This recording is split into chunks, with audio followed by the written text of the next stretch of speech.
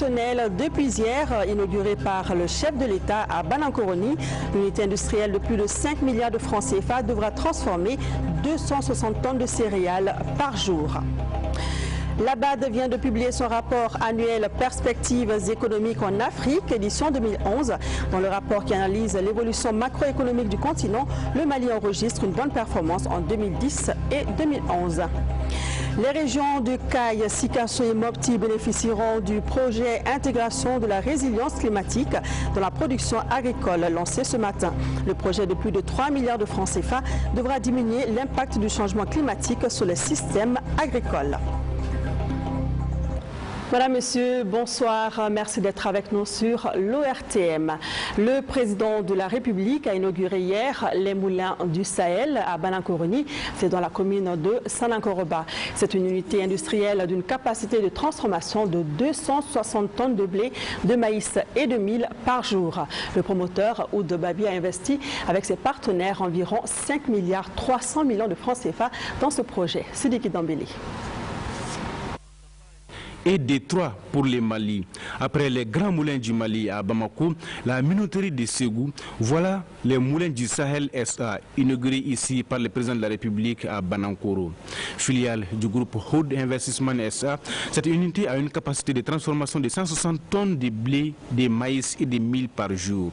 Les promoteurs Oud Babi et ses partenaires, la BIDC de Lomé, la BNDA et la BIM, ont investi 5 milliards 300 millions de francs CFA dans ces projets.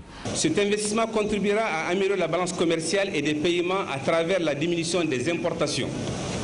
Il offrira également un véritable marché aux producteurs agricoles de céréales locales d'une part, et d'autre part, il a créé 80 emplois directs et indirects et allégera considérablement les tâches ménagères.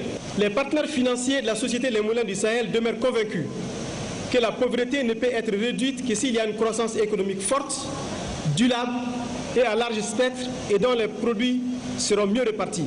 Avec cette minoterie, les autorités espèrent mettre fin à la forte importation des produits agricoles transformés et relever ainsi les défis du développement de l'agro-industrie.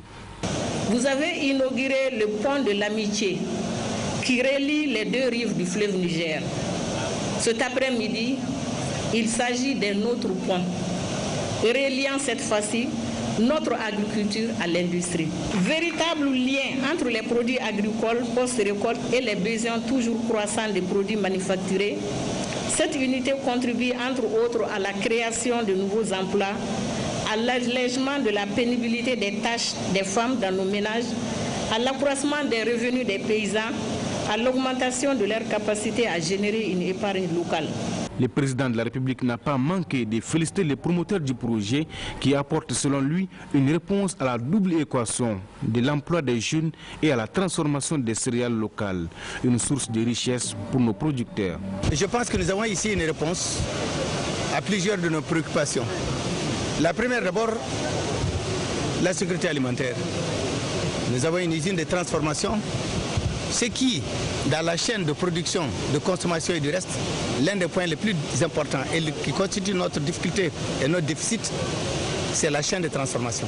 C'est une chaîne extrêmement importante qui va jouer avec les autres un rôle particulièrement important, en tout cas auquel nous nous attendons. Je ne parlerai pas du volet emploi que cela peut résoudre. Je ne pense pas également de l'ambition que les moulins du Sahel ont. Ils veulent nourrir l'Afrique.